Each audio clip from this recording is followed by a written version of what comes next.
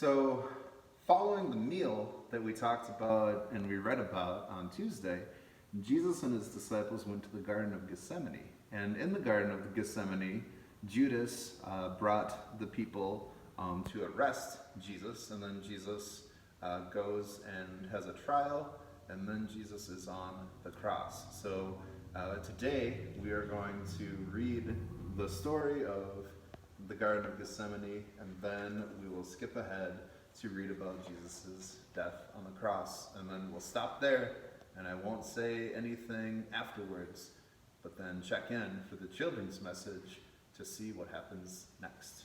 So, in the Garden of Gethsemane, when they finished the meal, Jesus and his disciples went to a garden in Jerusalem. The garden was called Gethsemane. Jesus said to the disciples, "Please, stay awake and pray with me tonight." But the disciples were tired and fell asleep. Jesus was all alone as he prayed. While Jesus was praying to God, Judas betrayed him. Jesus went to Jesus' enemies and told them where they could find and arrest Jesus. They sent out soldiers, and Judas led them into the garden where Jesus was praying.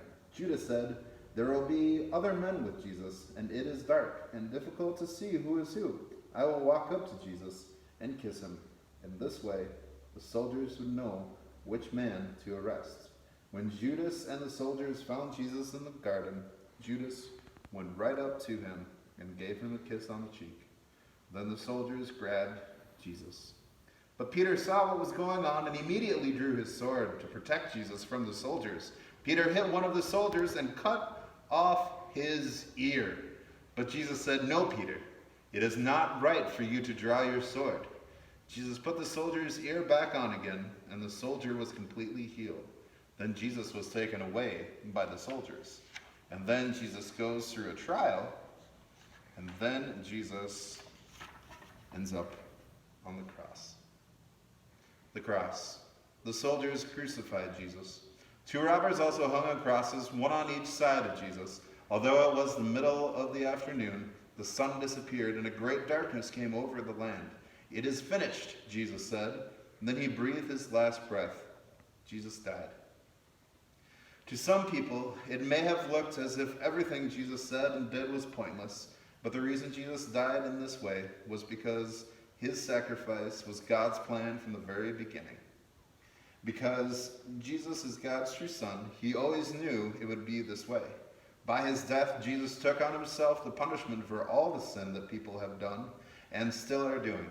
Jesus took every person's punishment and died for us.